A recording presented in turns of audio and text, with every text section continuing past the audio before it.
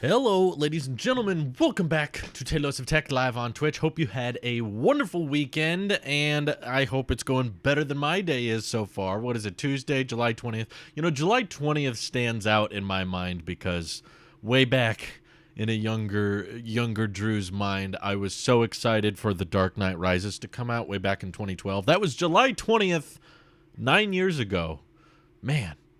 I've never been able to fathom that much time passed until now. But anyway, July 20th has not been a happy day because MagSafe battery pack came out, I believe it was a week ago, or it was announced a week ago, and I ordered it like as soon as I found out that it was available, and it was not long after the posting. I think it was like 15, 20 minutes after Apple just decided to drop that. Was it even in the newsroom post?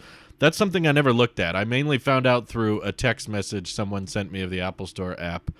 Let me look here real quick. We got Apple Scores, 35 Emmys, Apple Watch International. No, okay, so they did not even announce the MagSafe battery pack in the newsroom. So it's not like even if we were rapid refreshing the newsroom, we would be able to find it. Honestly, we wouldn't have. We would have had to just keep looking at the what's it called? Apple Store accessories page and hope that something shows up, which it wasn't rumored to. That was the interesting thing about the MagSafe pack, is that it was so random. No one was really saying to expect anything. In fact, I think there were several leakers saying don't expect anything for the next couple months, and then it does. Oh, Joel's got his. I don't have mine, in case you couldn't read the title. My MagSafe battery pack hasn't gotten to me either, and I bought mine last Friday when I could have gone into the store today and pick it up. Yeah, my local store does not have any. Several of my local stores. I checked all my closest Apple stores to see if they had them available for pickup, and I couldn't find any of them. So I got really excited, too, because I saw, not that I honestly kind of live in the middle of nowhere, and I'm not that close. Yeah, where's the closest one? I'm looking around. I'm searching for different stores on my iPad, and available today. Ooh, okay. It's a 90-minute drive. My closest one does not have it, but the one that does have it is, I'm not going to say exactly where I am, but it's over 90-minute drive. Oh my God. That's a long drive to commit just for the battery pack. Plus, I ordered it the second it came out, and the reason I feel like I shouldn't have to drive is because Apple said it would deliver today. Guess what, guys? It still hasn't even freaking shipped. I haven't even got a tracking number yet. Like, it's on my recent orders tab. It's like, arrives July 20th. When your order is shipped, we'll send you tracking info. So they think there's going to be some next level ship times here if they are expecting to deliver it today. It hasn't even left the warehouse yet. But I would love to be doing videos on it and talking about it, because it was probably one of the most interesting iPhone accessories I've seen in a long time. But Apple's delaying that. So I do have a tech video done. It will go live after this live stream. We're talking about future iPhones and stuff again. I thought I'd mix it up a bit, talk about upcoming iPhones. But either way, I am a bit bummed out anyway. This is probably going to be brought up when I do eventually get my MagSafe pack, but I guess people on Twitch get a little bit of a sneak peek. You get a little bit of a exclusive access, which is that I'm not super pumped about it anymore because I found out that it is literally impossible to charge it inductively without the iPhone. Essentially, like, Apple is pitching Lightning MagSafe as being the future, and you know, we're of course hearing reports that Apple wants to ditch Lightning and eventually go all in on MagSafe. And I have to agree with some Apple haters I saw on Twitter today in saying that it's frustrating how many different charging standards Apple has for all of their different accessories. You know, I hate to be the guy to go down the route of Apple just cares about money, so they want to have different charging cables that you have to buy for each of your accessories. But that's almost what it feels like right now. I'll be honest, because the Apple Watch takes a certain standard, which is a proprietary charging puck that you can't really charge anything else with. It's a charging puck that is exclusive to the Apple Watch, and that's it. And then the iPhone is going all in on Lightning. And now with the MagSafe battery pack, it shows that they're still kind of really assuming that you're using Lightning and embracing Lightning on the regular. Same thing with AirPods Max, $550 pair of headphones, and they're like, no, you will use Lightning with these. And then Magic Mouse, Magic Keyboard, they're still using Lightning on the Mac, even though the Mac is very USB-C focused and trying to go all in on Type-C with the MacBooks, and the Airs and the Pros are both doing Type-C. And now the iPads are doing Type-C. iPad Air has Type-C now. iPad Mini is rumored to switch to Type-C. The iPhone comes with Lightning cables now, but I think there's a reason that Apple wants to get rid of the Lightning port entirely. But there's just so many different standards to adopt to, and now the MagSafe pack attaches via MagSafe, but it cannot receive a charge via Qi or MagSafe, despite it being able to receive a reverse wireless charge from the iPhone, which is a bit of a bummer. I don't really see the exact reason you can't. I guess people were saying the magnets are polarized, but even then, could I at least drop it on a normal Qi charger that's not MagSafe and charge it inductively? Even that, I think, would be better than just you have to use a Lightning cable every time you want to charge the pack, whether it's on the pack itself or the iPhone itself. You have to use a Lightning cable. Yeah, I know. Tons of people already have it. That's what we're talking about. Thank you for the bits, though. Mine says it will come July 28th. Dang, maybe a bunch of people are buying this thing. I don't know. Closest Apple store is an hour and a half away. I know you just said you won't say where you are. How much can you say? I read you lived in San Francisco, but not anymore. Also, because Starlink and Comcast sucking there, where you are now and such. I forget if you mentioned it before, my dude.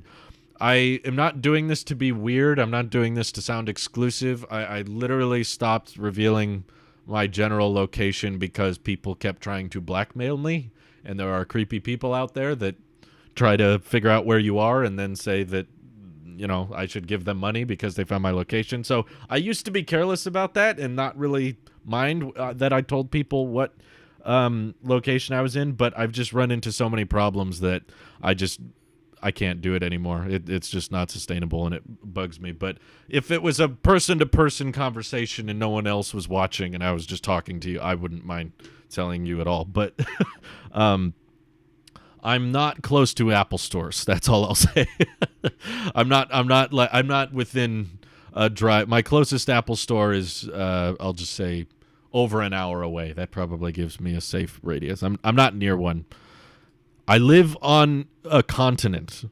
I live in a country that may or may not be the United States. That's all I'll say. Not as bad as other phones before they standardized on micro USB. Well, yeah, it's definitely been worse, but I just feel like Apple has not acted much in the Lightning department. I feel like USB-C is the future. The simple reason that USB-C to USB-C cables exist and Lightning to Lightning cables do not exist, to me, is evidence of, okay, USB-C is the future. We're in a world where it wouldn't matter which end of the cable you plugged in. You could plug it in this side or this side. We're switching more and more iPads over to Type-C. We've gotten so much of the Mac lineup over to Type-C. This is what I think the future is. And the only argument to keep around Lightning is just people's old accessories work with Lightning. And I think Apple's going to ditch it eventually. It's just a matter of time.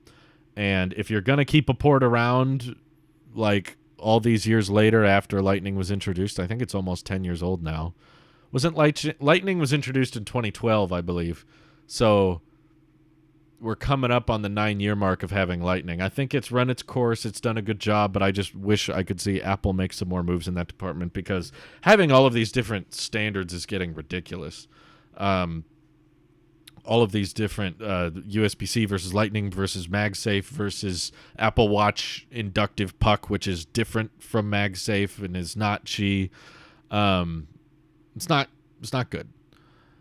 Let's see. No MagSafe support, no problem. I love MagSafe though, to be honest. Like I want MagSafe on more things. I use it basically exclusively with my 12 mini, and I would love it if they found a way for the Apple Watch to charge on that same puck, or if they found a way for more devices to be more universally accepted. It also helps the e-waste argument if we could just all have one cable or two cables for everything.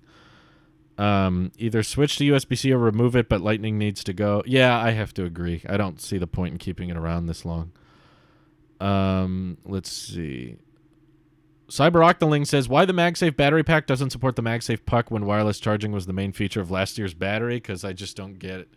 The magnets also aren't polarized like what am I trying to say? Polarized like that. They are like fridge magnets where it's north-south in a ring. You can stick the back of a MagSafe case to the phone and it sticks just like other direction. Okay, so that's not a good counter-argument. I haven't tried that because I only have one device with MagSafe. So I was like, if you get another iPhone, can you... If any of you listeners right now have 2 iPhones with MagSafe, can you snap them back to back? Will the magnets align or will they like offset each other? I'm not sure, but I agree. It was a selling point of the battery case last year was that they supported Qi. So you could buy them for your iPhone 11 or 11 Pro, and you could, with the battery case on, drop it on a Qi charger and the case would charge. And you still had to use the battery case lightning port to go into the iPhone, but maybe it's an efficiency thing Apple's worried about. They're worried about the case getting too bulky. Because I imagine if the case doesn't have the Qi coils on the outside and it doesn't have MagSafe, it would have to get thicker if they want it. And it's already kind of thick, according to a lot of people. Well, I know you got the camera bump, but you could make them in a plus configuration. I stick my MagSafe wallet to my Belkin car holder, and it just doesn't sit upright like my phone does, but it does stick. Well, there you go. Let's see. They go portless on the iPhone before USB-C. I understand that argument, and I've heard that argument for years now. I'm just saying do it. Like, they haven't done it yet. And if you are going to go the portless route, and you are going to say, we're not going to switch to USB-C because we're going to go portless and that's the future, then why does the MagSafe pack require a cable? That's the annoying thing. It doesn't really follow this vision of... this is hurting my brain. It doesn't follow this vision of a portless future if you have to use a lightning cable to charge the pack, because if a future iPhone comes out that's portless, okay, we're basically abandoning it this year. I think all the leakers have kind of made their peace with it, and they've all kind of stopped saying it. We used to, you notice how crazy the iPhone leaks sound like a year away, and then as we get closer, they get less and less crazy. Like, oh yeah, the iPhone's gonna have Touch ID, it'll be portless, there won't be a notch, and then you get closer. Actually, no Touch ID, actually it'll still have Lightning, and the notch is about the same size. That's what happens as we get closer to the launch every year. But Scott says I can get MagSafe to stick to MagSafe Duo, no issue. So that's not the problem. It's not a magnet polarization problem. Makes me wonder if it's a software thing that they've intentionally limited, because we know the MagSafe pack can receive a reverse wireless charge from the iPhone, but only when the iPhone is plugged in via Lightning. So we're giving up on portless iPhones this year. I think it's safe to say it's probably not going to happen. Very unlikely. But let's say next year, okay? The 2022 iPhones. What are the big features to get excited for? No Lightning port. So you go all in on MagSafe, right? Only inductive charging. Well, now the MagSafe pack, if that goes on a portless iPhone, you can only charge the pack via a lightning cable. You cannot charge that pack through the iPhone because the iPhone's MagSafe is now occupied, and you can't inductively charge that setup because the MagSafe pack doesn't support MagSafe charging. So, does this mean we're a lot further away from a portless iPhone? I feel like this internal struggle that we're all having, because, you know, if I ran the poll right now, I bet you, I could be wrong, but okay, here's my prediction. I think I will run this poll, actually. I'm very curious of the results.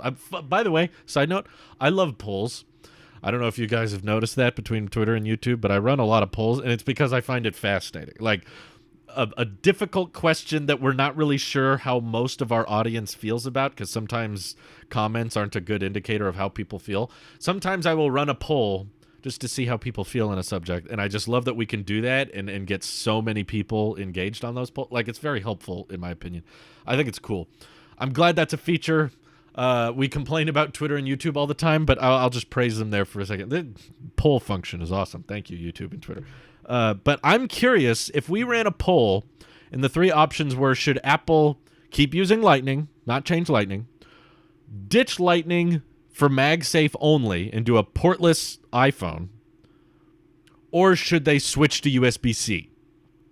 If those were the three options. I always hate when they do the C results thing. I'm like, if you have a C results option, everyone's going to do that, and it throws off all the data. But those are the only three options. My guess is that it would be like 50% of people would want them to switch to USB-C, because I already hear a ton of complaints about the idea of a portless iPhone. I've been hearing about it for years. We're like, the factory reset, the backups, and I like the wireless charging's inefficient. I want a wire, and I use this one accessory.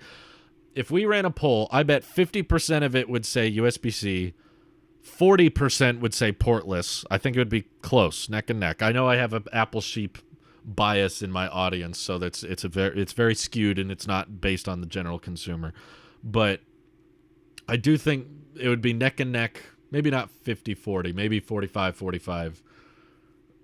I bet it would be like majority of people would say either portless or USB-C, and then like a tiny 10% would say keep Lightning. I would personally vote USB-C. Well, I would be fine with either, to be honest with you, because if you're going to have a port, I would rather it be USB-C, because that's the one I'm going to use with my iPad and Macs anyway. And I hate Lightning. I want to get rid of Lightning across everything. Stands for USB-C. C stands for cattle. Why is it cattle? I don't know. That's just funny. But I only want USB-C 4 Thunderbolt 3 port with charging software limited to 5 watt from USB-C cable. That's very specific. Why do you want Thunderbolt on your iPhone? I'm not saying that's a bad thing. I just want to know why. The MagSafe pack can be used as a wireless charger, and it also allows people to continue using their Lightning cables they already have to avoid e-waste when the new iPhones don't have a port. The problem with that, I know what you're trying to say, like the MagSafe pack. For one, it's a very expensive adapter. If you're trying to say, well, this will allow people to switch all of their Lightning cables into MagSafe chargers for portless iPhones, is that it will not work with any Lightning cable, especially given the majority of Lightning cables out there are probably attached to little 5-watt bricks. If you plug in a 5-watt brick to the MagSafe battery pack, I believe, I'm not sure it'll charge at all, because you always lose a bit of energy going inductive. That's why, in order to get a 15-watt wireless charge rate on a MagSafe puck, it has to have a 20-watt brick. So there's already out the gate a 25% loss of energy through the inductive process. So if you did that on a 5-watt, it would be down to like sub 5-watt charging.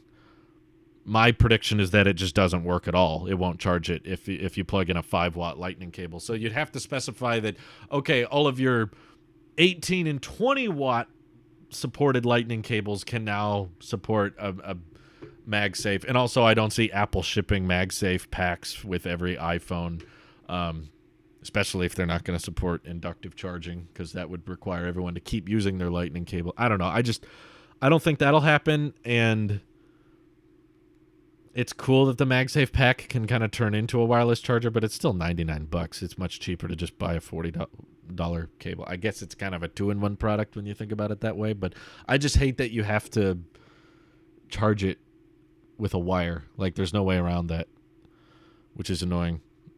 Let's see. If I were to bet, they're probably going to beef up MagSafe so they can go portless and do the same thing with Lightning, basically keep it for 5 to 10 years before the next big technology. I don't know what the next big technology would be after inductive. Maybe over the air, but that technology is always conceptual. It's never been mainstreamed.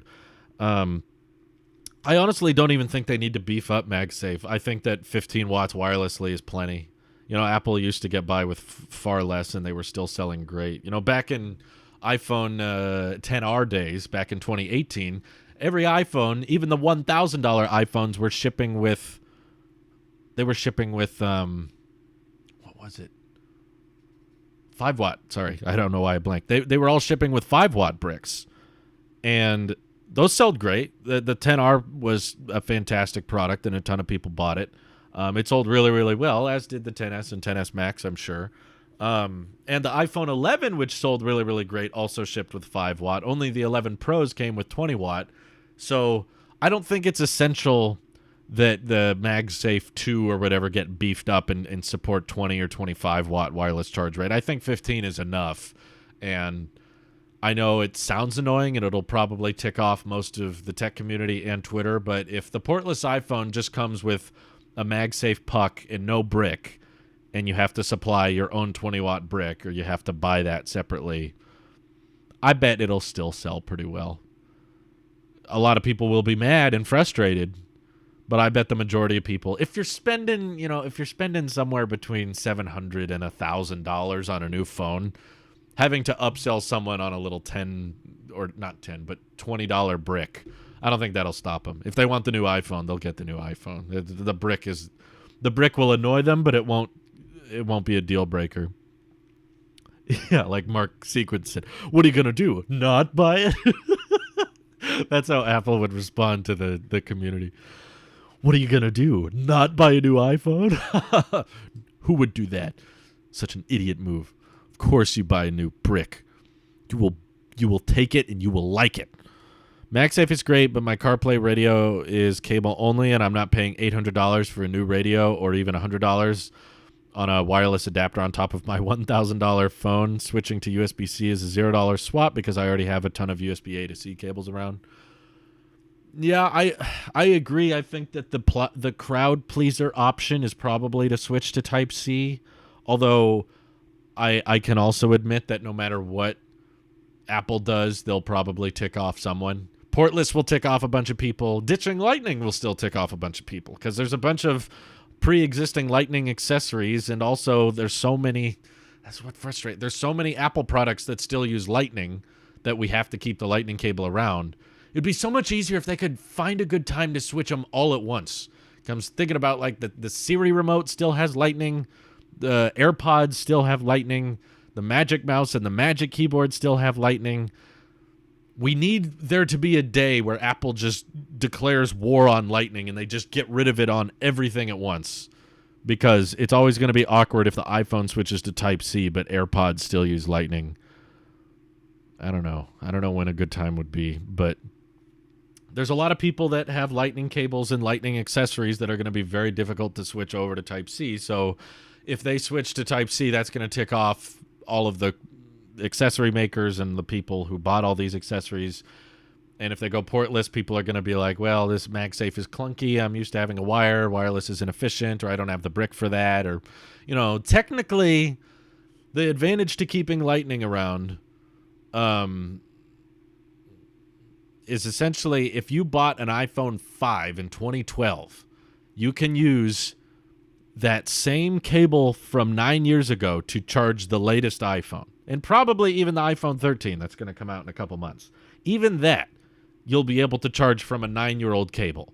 So that's a lot of backwards compatibility, and that's a lot of accessories the iPhone has access to. So that's a pro in one aspect. But I think as Apple has begun transitioning on more and more products, I don't understand the argument. Like if you're going to say that the Lightning accessories are worth it, and there's such a user base of Lightning accessories, then why switch the iPads to USB-C? There was nothing functionally that USB-C could do that Lightning couldn't, and yet Apple still switched the iPad to Lightning. You could import photos and videos through Lightning to SD card adapters. You could output audio. You could even do video over Lightning, not high bandwidth, but you could do video, and you can still do all those with Type-C, of course, but why did Apple want to transition the rest of the iPad line to USB-C? It's like, well, so it works with more cables and accessories. Same thing with the iPhone. We have cables that are Type-C, so we want to use those with our iPhone. It's the exact same argument. I don't get it. Apple can still sell a no-port portless iPhone. They'll just sell you an Apple-only proprietary inductive MagSafe battery charger. Yeah, but that battery charge, I'm fine with that. I'm fine with our Apple overlords rule us and we have no control over our accessories. That's great. Apple Sheep doesn't care. I just hate when they contradict each other. That's what I'm complaining about, because this MagSafe felt like it was trying to endorse a portless world where we don't need Lightning anymore and we don't need ports anymore. But now the MagSafe pack comes out and it needs a cable. Like, you have to charge it with a cable, either through the iPhone or directly to the pack. There's no way to inductively charge it, which is, it blows my mind. I don't like, in the stream earlier, we were talking about how it has to support inductive, right? It would be so weird if it didn't, and it doesn't, which is very, very bizarre. We got some bits from KCan29, who says, will MagSafe ever be able to transfer data? In its current form, no. But personally, I don't think that's a deal breaker. It might be for some of you. I know that there's some of you out there that are like, no, I need to do the hard reset, or I need to plug in and transfer data through a port. I don't think Apple cares. I think that the number of use cases that entails is very small to the grand scheme of the iPhone user base. The number of people that need to transfer data with a cable is probably less than 5%. It's probably less than 1%. And the vast majority of iPhone users can probably get by with AirDrop / iCloud or Google Photos or cloud-based sharing and wireless data sharing. And there's even like AirDrop alternatives for if you have a PC. There's different apps that you can wirelessly send files to your computer and whatnot. So I think Apple's just going to fall back on that long term. I don't see them keeping around the port simply because they want to be able to transfer data through the port somehow. I think that similar to the Apple Watch, similar to AirPods, similar to Apple Pencil, that they've been mass producing and selling portless devices for a long time, and they can continue to do that. And if that's a deal breaker for you and you're not willing to upgrade, if you can't do the hard data reset and you can't transfer data through a port, Apple's just going to take the L on that one. They'll be like, okay, bye. I guess you're moving to Android. Like, they don't care. The market of that is so small, it's not going to matter to them. But charging accessories and bricks and cables people use, that's probably what's the holdup on transitioning to portless, is they're thinking about how much e-waste would be caused by ditching Lightning. Internal port like Apple Watch. Yeah, the Apple Watch has an internal port, but 99.99% of Apple Watches never even have that port utilized. So it basically doesn't have one. Vast majority of vast majority is an understatement. Almost all Apple Watches never have the internal port used. So it's kind of safe to say it basically doesn't exist. With a PC, you would use OneDrive if you're wanting to upload directly to a drive. AirDrop isn't uploading to a server somewhere. It's sending the file directly from one device to another, whereas OneDrive is like sending files to a server somewhere and then downloading them again.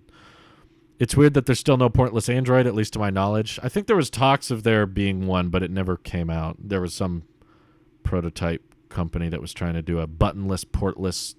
It also didn't have speaker holes or microphone holes. That was all. It was a weird design. But I remember doing a video on it, but then it never launched. Chris, wow, thank you for the 1,000 bits. Hello. Sorry for the tears. We still got 10 or 11 days more on Twitch, guys. Happy faces. Come on, we can do it. Sorry if you've been asked this already, but did you get your hands on the MagSafe battery pack yet? Well, Mini Dinosaur, if you check the title, you would know Apple won't ship me my MagSafe battery pack. I wanted to get one today. They said I would get it today. I ordered it as soon as it came out, and for some reason they're not shipping it to me. I know that other people have them, and I'm finding out more disappointing things about it through the people who have them, but it is a bit frustrating. I was hoping that I would get the, like, it shipped notification while we were live. I'm checking my email and stuff, and all I got was my water bill. I was like, oh, great. That's just what I wanted. And a bunch of people spamming my email. Please don't do that. Oh, well. So starting in August, my live streams will be on my main Talos of Tech YouTube channel, and we'll be moving off of Twitch. If you're wondering why, go check out the Talos of Tech updates video that I posted a week or two ago, and it explains everything. It was not an easy decision, but yeah, we'll be moving off of Twitch at the end of the month. Let's see. Not everyone can read, good Drew. Not saying you can't. Not everyone can, but if you can't read, I don't know how you would be typing in the chat. That's and asking the question. Let's see. Max Tech's video about MacBook master plan states Apple had a hand in inventing USB-C. Good watch. It all makes some sense. Well, yeah, Max Tech isn't he didn't discover that. That's been well known since USB-C existed. The first device to really go all in on USB-C was the 12-inch MacBook. In fact, it wasn't the first device with USB-C, but it was the first one that kind of put it on the map. When the 12-inch MacBook came out in 2015, there were a bunch of people that had never heard of USB-C before. They were like, what the heck is this? And it basically, Apple was showcasing that one port could do everything. And I think the very, very first device to have USB-C was like some weird Pixel Chromebook. Or was it not called a Chromebook back then? I forget what it was called. But in 2014, there was this really cheap Chromebook that had USB-C, but it was not all in on USB-C. It still had USB-A, it still had a headphone jack, and it still had HDMI, and it was only using Type-C as the power supply. And I think that was it. But the 2015 MacBook was like the first device to be like, hey, everyone, Type-C is the future. This can do everything. You can do video, you can do power, you can do audio, you can do data, all through one device.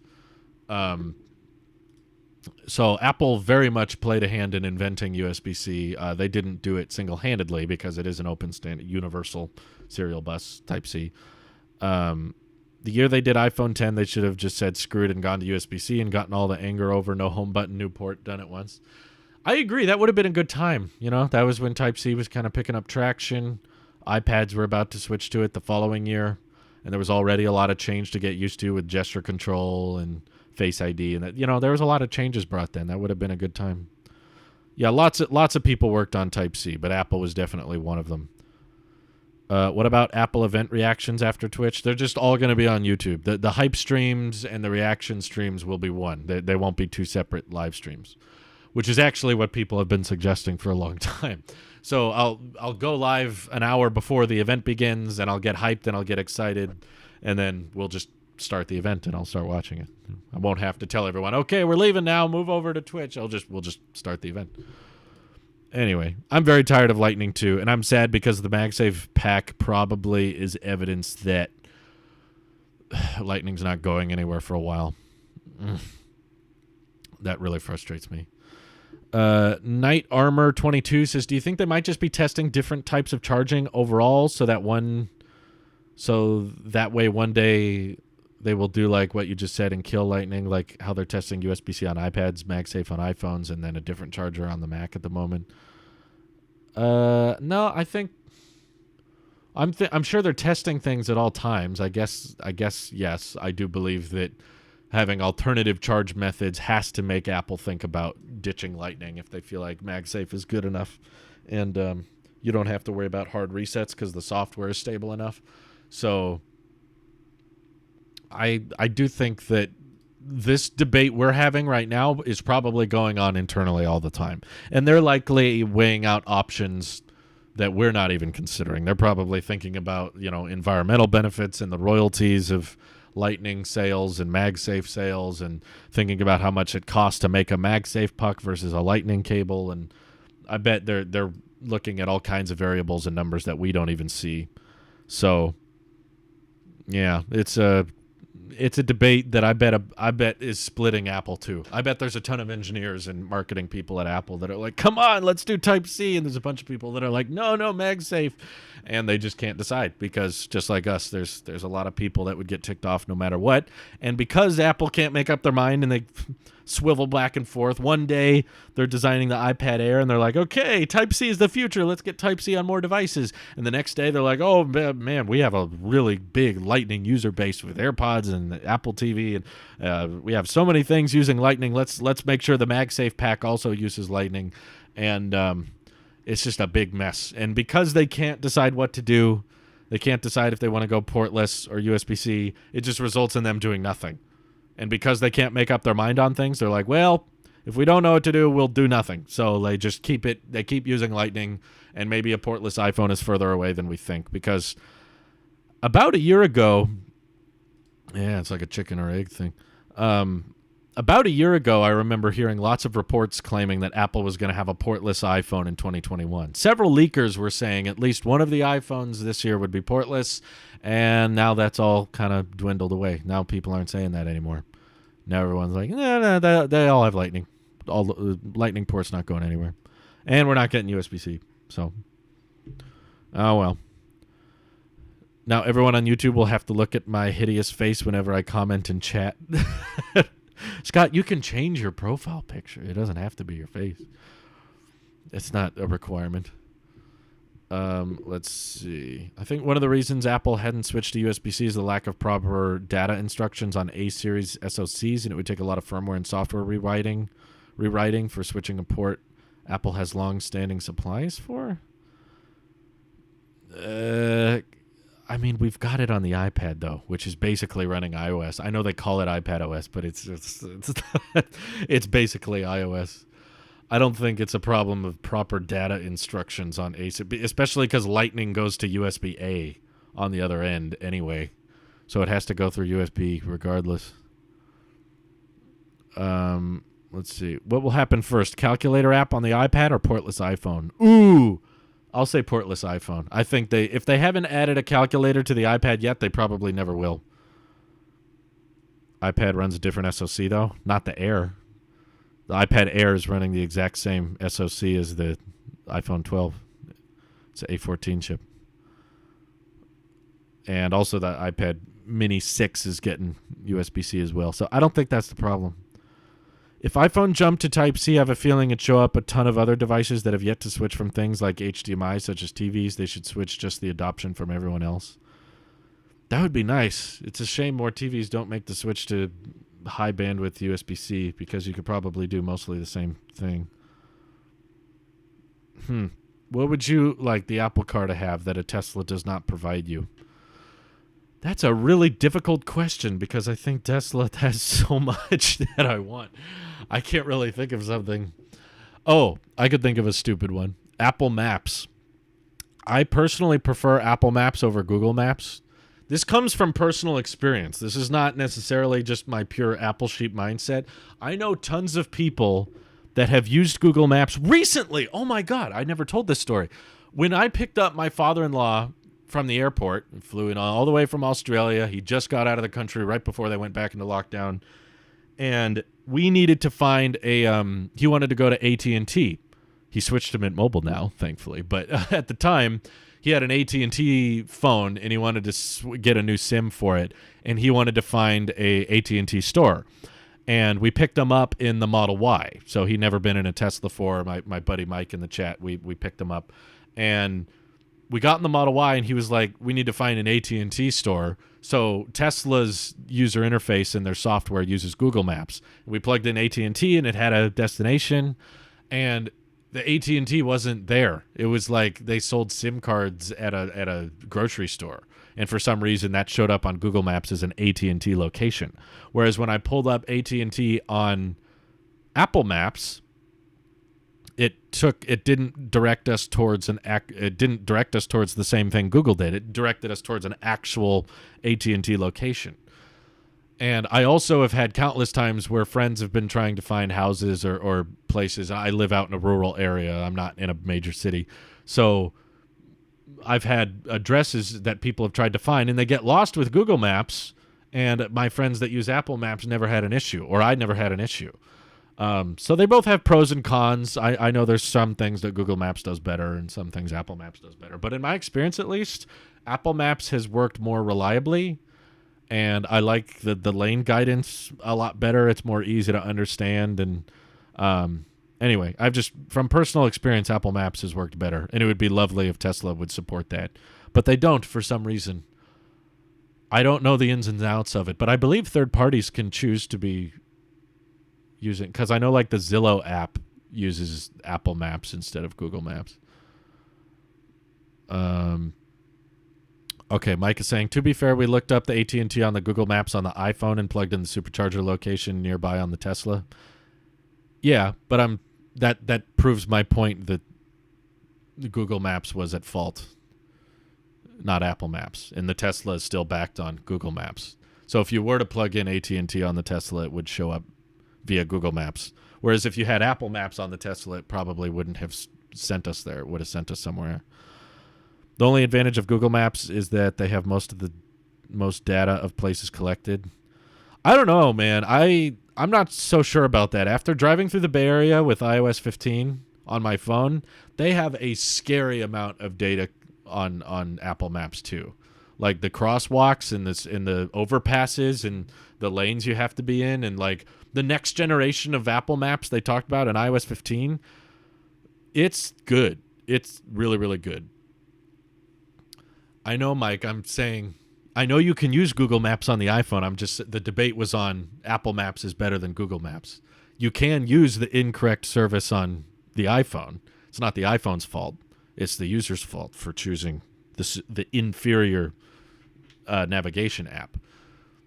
Yeah, you can have Google Maps, but it won't take you to the right place. In Tesla, on the iPhone, you can switch it to Apple Maps if you want to. You have both. On the Tesla, you can't. On the Tesla, you have to use Google Maps. Most people are not in the Bay Area. Yeah, I've used Google Maps around here, and the data is not terribly different, is all I'm saying. It's about the same as Apple Maps where I am. In major cities, all mapping applications typically try a little bit harder. Maps is nuts in Japan. You think that Apple stranglehold on market share is bad in the U.S. Japan is a whole nother level. I don't think it's bad, but thank you. I'm glad Japan chose the correct platform.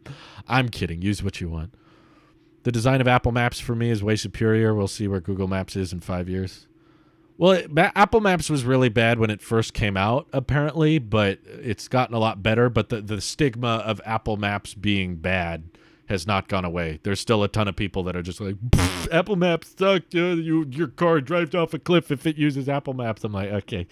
I get the meme. Memes are fun and all, but in day-to-day use, I actually genuinely prefer Apple Maps. Let's see. Apple does not have good data in most/all of Texas, except maybe Austin, but we don't count them as Texas. Okay. Some kind of big Texas dilemma going on here. It's not Tesla's fault. Tesla doesn't have their own mapping service. They just probably chose the most popular one, which was Google. And I bet it's such a non-issue that that Tesla's not hearing enough of their customers say, we want Apple Maps for them to warrant the change. They have bigger things on their plate right now.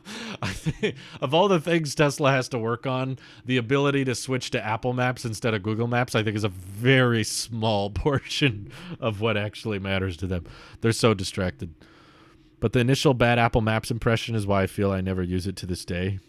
Yeah, I think that's a lot of people. I just think it's sad because it's not true anymore. It's really good now.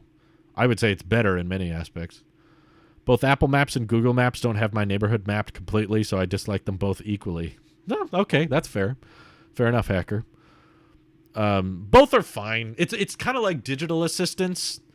I don't think either is terrible. I think that the internet exaggerates the capabilities or the drawbacks of either.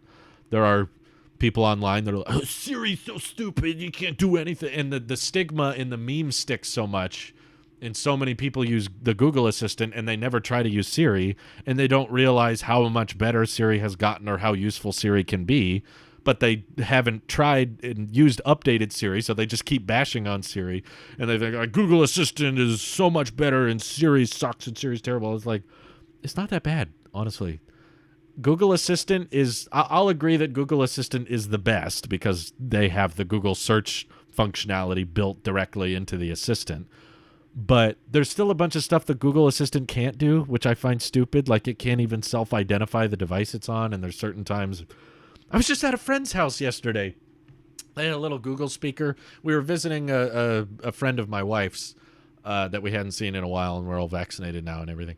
And they were talking. They were having their girl chit-chat. So I was, this sounds crazy. I was wandering around the apartment just kind of hanging out, and I saw that they had the little Nest Mini. And I was bored, so I just said, hello, blah, blah, blah. And As soon as I said hello, it just started going off on this crazy spiel about the Olympics. And I didn't ask any question. I just said hello. And it just went off on this tangent, this rant about the Olympic, Japanese Olympic statistics or something. And I was like, I didn't ask you anything. It just went off. And I'm still like, we have the Google speakers in our kitchen. We still use them. And there's still times it doesn't hear my wife correctly, and it still makes mistakes, and Siri still makes mistakes, but it does some basic stuff pretty well. They're both pretty dumb. I'll be honest. All digital assistants are pretty similar to each other. I don't think any of them are like night and day better than the other. Alexa's good, Siri's good, Google's good. They're all fine for basic stuff, but there's always limits you run into on a daily basis. I still run into questions that the Google's like, I don't know. I found this random web page that doesn't answer a question. Would you like me to read more? No. No, thank you. It's the same thing with maps. They both get the job done. 99% of the time, they're going to get you where they need to go. And it's fairly anecdotal. Drew, hello, smart assistant. I don't like them putting chemicals in the water. That was what happened. It freaked out on me. I would change my default to Waze so fast. Don't care about changing email or web browsing apps at all. Yeah, some people want to do that. I don't care. Safari's fine. I'm fine with Safari. I'm also fine with the Mail app. So many people hate the Mail app. I've run into that on Twitter and Discord and stuff. Like, you use the default Mail app? I'm like, what's wrong with it? It's so simple. I love it. It's so clean. It's so basic. It's a mail app. What more can you want it to do? I don't understand what. You gotta use this third-party black market mail app that I use that has ads, and you gotta pay $3 for it, but it's totally worth it. I'm like, what's wrong with mail? Same with the Stocks app. A lot of people hate the Stocks app. Robinhood was better, but I don't want to have a brokerage account just for Robinhood. Ugh. Mail's tight, though. I don't know. What do other people use? That's what I couldn't figure out. I don't know. There's a bunch of people that randomly hate on these stock apps that I use regularly. Mail's legit. I don't drive public transit and cycle. Google Maps all the way still after all these years. Apple Maps is so California and avocado toast. Well, I'm sure it's very anecdotal, but I do live, near that area, so it probably makes sense as to why Apple Maps is more reliable for me. Gmail has its own app. Yeah, I've used it. It's not, I don't find it as good. I mean, it's fine. I'm going to open it right now because I'm curious.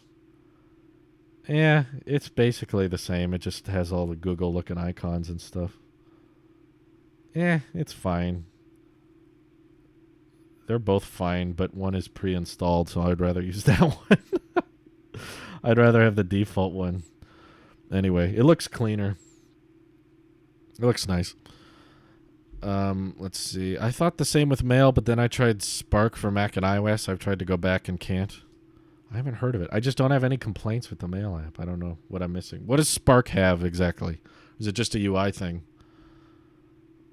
Can we get a toggle charging option for wired CarPlay? I'm trying to understand what you mean. Like turn off charging if you don't want the phone to charge? Optimized battery charging should take care of that itself. Apple Car needs the AirPlay feature so you can AirPlay your center control screen while barreling down the highway to the living room TV for very specifically targeted reasons. Okay, hold on. You lost me. AirPlay your center console screen while barreling down the highway to the living room TV. You want to see the Apple Car visualizations on your Apple TV at home? AirPlay doesn't work like that. That would be live streaming. I'm going to be real. I just wanted an @iCloud account. Yeah, that's fair. I had issues with Gmail with the default Mail app, so I switched to iCloud Mail. Yeah.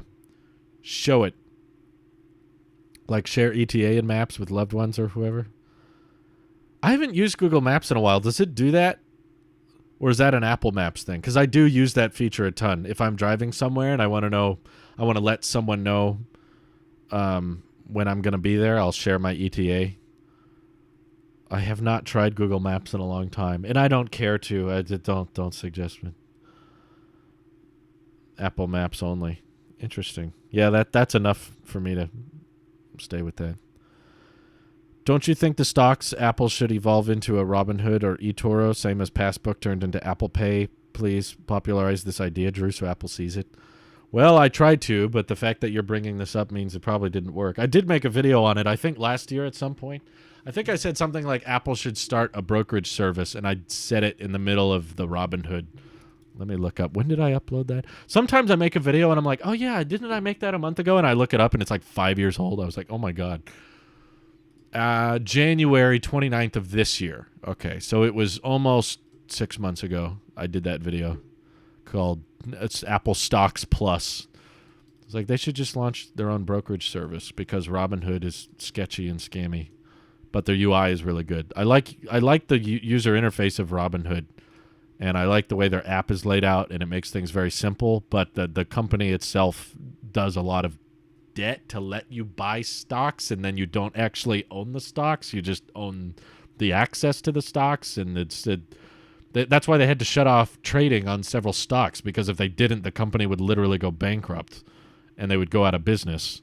So they prevent you from buying certain stocks that they can't afford to go into debt over. It's just very sketchy. If you're getting into investments, I would not recommend Robinhood just because their business model is a little off. But I like the idea of the stock market being, accessible and cheap to access, and I like user-friendly software, and I like clean user interfaces and stuff. I'm a fan of the product, but not of the back-end side of Robinhood. But I think that's where Apple would be good, because Apple's got gobs of money, so you wouldn't have to worry about them getting into too much debt to buy stocks, and you wouldn't have to worry about them restricting you from buying certain stock options. You notice Vanguard never did that because they don't have to. They can afford it. But Apple's really good at privacy and encryption, which is also something Robinhood has had issues with, is accounts getting hacked and whatnot. And Apple would have a secure, encrypted way for you to buy and sell stocks, but they would also make the user interface really clean and simple, and they could integrate it straight into the Stocks app, and they wouldn't have to get into massive debt over it. So I think they could do a really great brokerage service, but I don't think that video got much attention, did it? How many people watched that? I should have looked. Yeah, it did okay. It was like 11,000 views or something. But anyway, why won't Apple ship my MagSafe? Good question. I would have loved to do a live stream today unboxing MagSafe, but it didn't get here. So it still hasn't shipped, even though I ordered it a week ago, and I ordered it right away. I keep checking my email. I'm waiting for that your order has shipped email, and it hasn't happened. Have a legit question, confusing story. I've had the iPhone 11 for a while, and the battery health slowly degraded to 92%. About a month ago, I switched how and when I charged it. I checked the battery health out of curiosity at 99%. And for the past few weeks, it stayed there. Today, it's at 98. Is the number just a consumer pleaser that is just bogus? I'm trying to I switched how? What do you mean I switched how? I don't know what exactly you mean. You switched SIMs? I do know that the battery health of software is a general guess. There's actually not a physical way for the software to know exactly what the battery health is. It's all trickery based on cycle life and temperatures, and you switched your charging habits. That does sound like a bug. That does sound weird. If you just switch charging habits, I don't know. I could see it being a consumer pleaser. Like they were court ordered to include that feature. Basically, they had to bring it in there. My 12 Pro Max battery health went down to 93% after the iOS 15 beta. That's interesting. Yeah, I don't know. It's possible that the new betas or the new operating systems might view the batteries differently. Or maybe, I don't know how it works. I didn't design the thing. But maybe they're looking at your charging habits and how often you're letting the phone die or how long you leave it at 100%. And they're taking that into account and saying, okay, if he continues to use his battery this way, this is probably the battery health. But I do believe it's a lot of guessing. It's a lot of rough estimates. It's not specific, precise knowing of the physical health. It just does its best. I literally just go index fund only at this point. Active trading platforms worse over the long term. Yeah, I agree, Joel. I'd recommend that as well. That's probably a safe way to go. Yeah, it's not super profitable way to go, but it's a safe way to go. You know, it's not, the index funds aren't going to skyrocket 5x in one day, but they're also probably not going to tank 5x in one day. Unlike Bitcoin. Look at Bitcoin. Oh my God, they went under 30. Jeez. So is Doge is under 20 again. My goodness. I don't have Doge though. That's okay. Spark is very similar to iOS Mail, but there are gestures and stuff that make it that much better. I just don't do much in the Mail app for me to. I can't imagine a third party that would be worth it. At least for me. If it works for you, I'm happy for you. In the recent updates, Apple has resolved a couple of bugs providing wrong percentage. If it went up, probably that's what happened. Oh, interesting. Okay, so Manny Tejada, sorry, I don't know how to pronounce your name, but he's saying that in previous iOS updates, there have been bugs that showed incorrect battery health. That sounds more believable. There's definitely no way the battery health just physically improved. That's not possible. But what do you guys think about the occasional lottery ticket or scratcher? I think it's dumb. Don't do it. I don't think people have a grasp on the likelihood of winning the lottery. The human brain is not good at capturing the odds ratio of like 1 in 100,000 or 1 in a million. Like, it just sounds like, well, there's a chance, but you don't realize how small that chance is. Like, the likelihood of other things happening.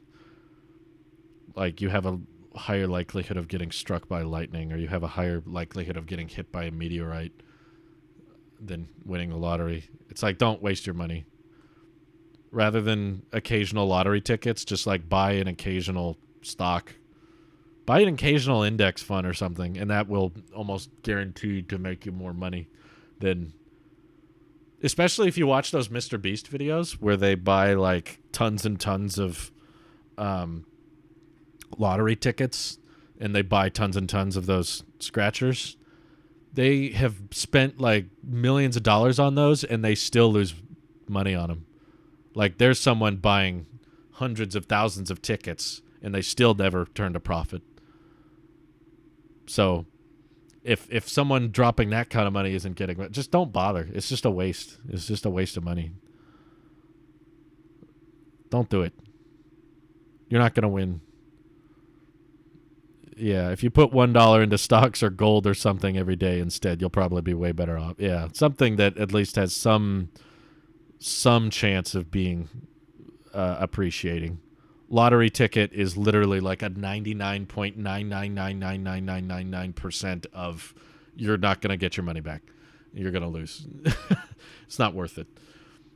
And the false hope is also terrible because you just keep trying. If you have the mindset of, yeah, but I could, yeah, then it just opens up a can of worms of probabilities. Like, hey, you could die any second now. Technically, we could all die in an instant. Not even know it. Thank you for the bits, Chris. My battery health went down to 86, then back to 90. I'm hoping it will go back to 99 after 2 years. That's not likely, but I'm glad it went back up. Kaken donated, says, what do you think will be new in Series 7? From what I've heard, not much other than the redesign. All that's really been rumored is a squared-off chassis that looks similar to the iPhone 12 edges with a more flat. But functionally, even the health sensors are rumored to be delayed, and I don't think the battery life will change much. So all I've really heard is just slightly different design, and that's difficult because I'm not sure if I'm willing to upgrade just for that. I really do want to have the latest design that is a noticeable thing to me, but I just have to decide if I'm willing to spend hundreds of dollars on making sure my watch looks up to date. I don't know. That's a difficult question. I'm hoping there's something else, or If it turns out there's no redesign and it looks just like the Series 6, then it'll be a definite no-go. Then I'll be like, oh, yeah, heck no. I'm definitely not getting that. Would be nice if Apple made a Stocks Plus app and had a friendly user interface like Robinhood. I'd likely switch to that. I probably would too, as long as the trading fees were low and they didn't have any situations where they were restricting people from buying certain stocks like Robinhood did. I'd be very interested, but there's a lot of services I think Apple should get into, and yet they don't. It's always weird when a publicly traded company has their own brokerage account. That can get them in some antitrust issues, I think. Am I the only one that prefers the battery cases since it doesn't come off? No, you're probably not the only one, but I didn't like the battery cases because they were only good for one generation of iPhone. And then the following year, you would have to get a new one. Whereas at least with the MagSafe pack, you could probably use that with several iPhones down the line. And you can, I don't have the pack, obviously, but I believe that you can keep the pack on there pretty securely for a long time. You have to be pretty intentional about knocking it off, I think. Let's see. I got a Titanium Series 5 as a gift, and I don't plan on upgrading anytime soon. Yeah, with Apple Watches, you really shouldn't, because the difference with iPhones and getting a new iPhone every year is that they hold their value pretty well. I think I read somewhere that the iPhone 12 was even holding its resale value better than the iPhone 11 was, which was already pretty dang good. How far old? I'm trying to find this report. But you can sell a year-old iPhone. Yeah, it's too old. I can't find it. But you can sell a year-old iPhone, and it will offset the majority of the cost of this year's iPhone. So, or people do things like the iPhone upgrade program where you're paying a monthly fee and you're always getting the latest iPhone every year. Yeah, Apple Watch doesn't have that, and also Apple Watch depreciation is far more. So like just a year after an Apple Watch comes out, people will spend like less than half the price. They don't sell as well. They don't sell as quickly. I know from in the past trying to sell Apple Watches, particularly if you get the higher tier ones,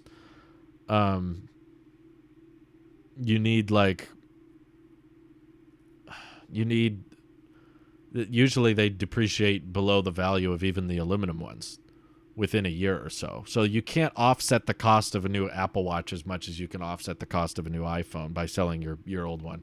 The resale value is not good. So to me, it makes sense as to why most people would want to hold on to Apple Watches for 3-4 years. In a couple of years, they will have degraded. They're only 1460 milliamp hours new. Imagine 2 years down the line. Wait, what are you referring to? Apple Watches? I think they're less than 1460. Unless you're talking about an iPhone. Oh, about the MagSafe pack. They'll have degraded, but it won't be nothing. All batteries degrade, but people act like after 2 years the battery health will be 0. It's like, okay, in 2 years the battery health might be like 85-80%, but that's still gonna, if the sole purpose of the device is to provide supplemental charging, it's not its own independent device with a screen. The MagSafe battery will still get you more of a charge to your iPhone in a pinch. So 2 years down the line, 4 years down the line, battery health might be like 60 or 50%, but that's still better than nothing. People act like if the battery health goes below 80%, the battery is like useless now. Like you can't use it. It's like, uh-oh, the device will no longer work if the battery health goes below 80. Yeah, that's not how it works. Do you expect longer battery life per charge in the next iPhone? My 11 Pro ain't doing well battery health-wise and needs to be charged at least once during the day and night. Oh, no. You have to charge your phone once a day? That's so terrible. I'm kidding. Yes. Long story short, the rumored capacities for the iPhone 13 series, or whatever they end up calling them, are physically larger, and the A15 chip will be more power efficient. So probably on the Pro Max, it'll be the best battery life of all time. And then on the 13 Pro, definitely better than the 12 Pro. I don't know if it'll be just as good as the 11 Pro. Maybe better. I'm not sure. The 13 Pro will have, a bigger battery than the 11 Pro Max. Although it will have 120 hertz. So that might eat into the battery improvements. But yes, battery life is rumored to be one of the big improvements this year. 80% is 1168 milliamp hours. Yeah, it's not much, but it's better than nothing. If you want to take a little pack with you that can charge up your iPhone in a pinch, the MagSafe pack will do that, and for several years it will be capable of doing that. Also, it's possible that depending on how people use it, like for example, in my use case, I would not be using the MagSafe pack every day. I would only use it when I go on trips. And I think that's a lot of people. I think a lot of people would, because it's so simple to take off when you're done with it and slap on when you do want to use it, you would only use the MagSafe pack when you're on a trip or when you're going to be using your iPhone more heavily. So if you're only using it on those emergency scenarios or when you go on vacations and stuff, the battery health is not going to degrade at the same rate as your iPhone does, which you are going to use every day, even if it's just in your house. And for me, like, I wouldn't use the MagSafe pack if I was just using my phone at my desk or in the living room. I'm near chargers inside. Only time I would use the pack is if I go on a trip or I'm traveling for a while, which is not all the time. So I bet the battery health would not deteriorate as quickly as the iPhone does. So it might take 3 or 4 years before your MagSafe pack gets down to 80%. So I don't think it's a deal breaker. The Anchor battery pack just looks ugly. I'm sorry.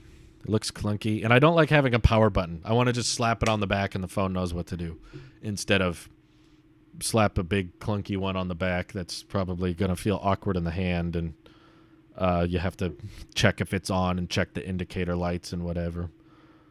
If it works for you, I'm happy for you. I'm not saying don't get the Anchor one. I'm just saying why I'm not interested in the Anchor one.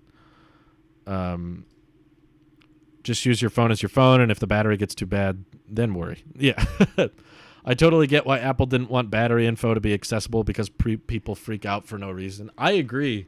I think it makes total sense to try to hide that data as much as possible, because ever since Apple has enabled the battery health feature, people are just overly paranoid about it.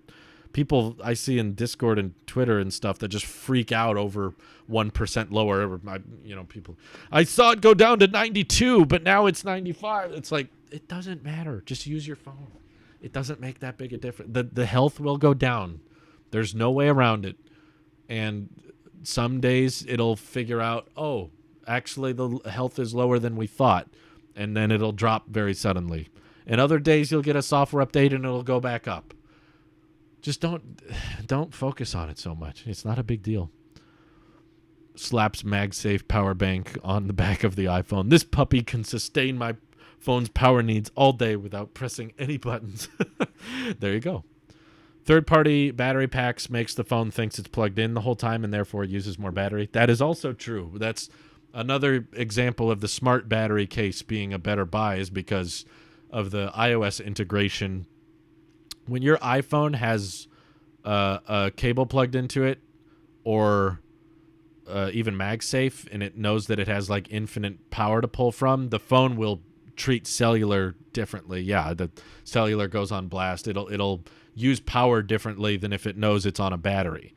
And when you're using those Anchor third-party battery packs or whatever, it doesn't realize it's a battery. You can't see the percentage of that case through iOS code. Whereas Apple, because they design end-to-end, they're able to let the phone know, don't let the cellular go on blast, don't consume more power, you don't have an infinite amount, and you can see the exact percentage of the case, or the pack in the MagSafe case.